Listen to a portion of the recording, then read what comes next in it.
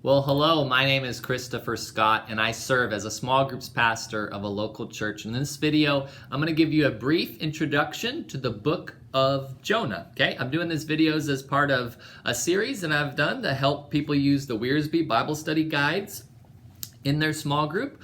So I have a link at the end of this video if you want to do a Bible study through the book of Jonah. I'll have this video at the end, right? So before I give you an introduction to the book of Jonah, I want to give you a brief historical overview of the minor prophets to help set the prophets in context, right? So in the Bible, there's 5 major prophets and then 12 minor prophets. Minor being that their books are smaller and shorter, for the most part, as a general rule of thumb. Not every single one is shorter than the major prophets, but there's 5 major prophets, 12 minor prophets, and Jonah is one of the 12 minor prophets, okay? And in the Old Testament, I have a link up there to King Rehoboam and how he split the kingdom in 931 BC into the northern kingdom, which were 10 tribes called Israel, into the northern kingdom. Their headquarters was Samaria, and then there was the southern tribe of Judah, called Judah, the nation of Judah, with Judah and Benjamin as the 2 tribes, and their headquarters was Jerusalem in Judah, right? Their capital city was Judah, right? So that gives you a little historical overview. The northern tribes in Israel, they were conquered in 722 BC by the nation of Assyria. Then a little while after that, the Babylonians conquer the Assyrians, and then the Babylonians turn to Judah in the south, and they conquer Judah in the south. They go in 605 BC, 597 BC, and 586 BC, and finally just decimate the area there and conquer Judah. So Israel gets conquered in 722 BC by the Assyrians. Judah gets conquered in 586 BC by the Babylonians. Then after that, the Babylonians get conquered by the Persians, right? And this guy named King Cyrus gives a decree that lets the people of Judah go back to Judah, right? And they return from exile. They're in exile in Persia. They return in 3 waves under Zerubbabel in 538 BC, with Ezra in 458 BC, and then Nehemiah in 444 BC. Okay, so that's just a brief overview of the prophets and a little background, because it is difficult studying the minor prophets. They're different places and different time periods. But if you can kind of remember those dates, 722 BC is when Assyria conquers Israel in the north. 586 is when Babylon conquers Judah in the south. And then later, the nation of Judah gets to go back to Judah and to Jerusalem under the Persians, under King Cyrus in 538 BC, 458 BC, and then Nehemiah, 444 BC. Okay, so that gives you a little historical background. And if I'll give you some material that will help you with that at the end. So let's talk about Jonah. First, I want to talk about the author of the book of Jonah. It could have been written by Jonah.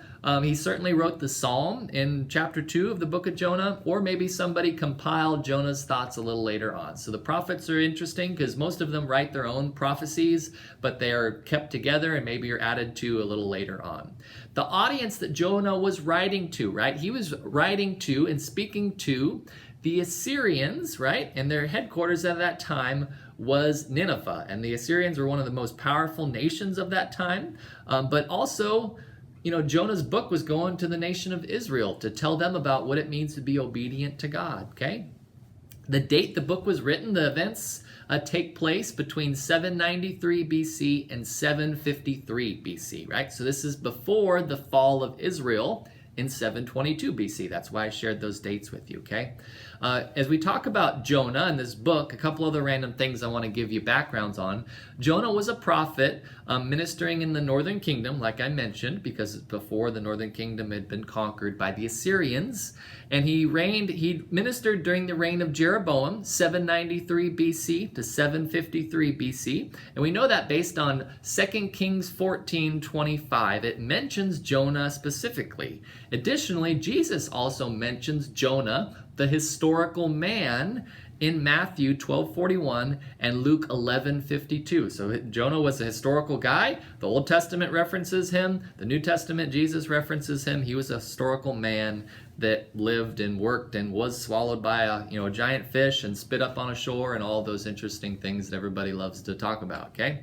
An outline based for the book of Jonah. I love Warren Wiersbe's outlines that he gives in the Be Amazed commentary. He gives an outline following the 4 chapter divisions in Jonah.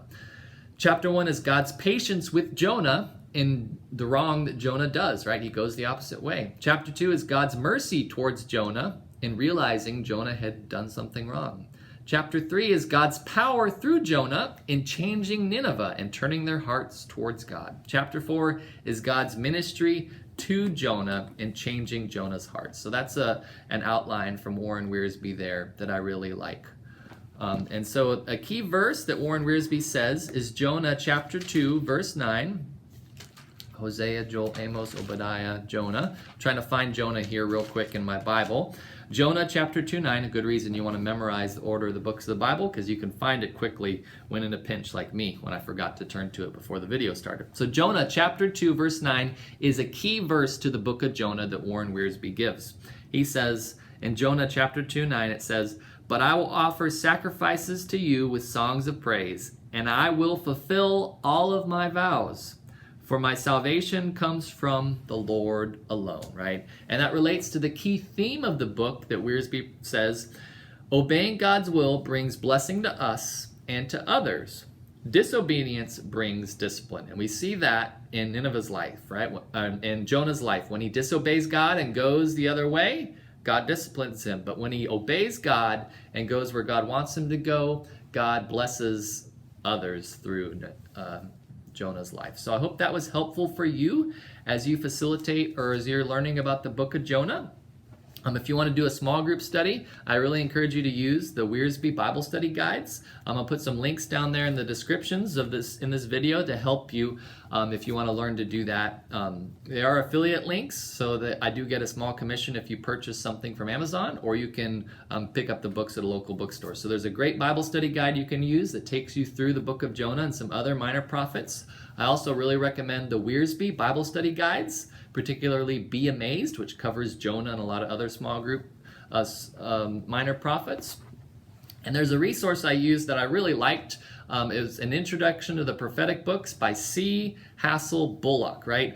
There were a lot of books in seminary that I read. Not very many of them I still reference a lot, but this is one of the ones I reference a lot. It is a gem of historical background to the minor prophets, what's going on, the dates, the arguments, and things like that. So I'll put a link down there in the description. And I also used the Bible Knowledge Commentary to create this video. I'll put a link down there in the description too. I just want to give credit to some of those resources to help, because these are difficult books to understand and study and interpret, and I wanted to make sure I gave credit and a resource for you if you want to get those on your own. So thanks for watching this video. If you want to subscribe and get updates on future videos, you can subscribe up there. I've also got a how-to video about how to use the Wiersbe Bible Study Guide up there. You can watch on your own to learn to use this material in a small group.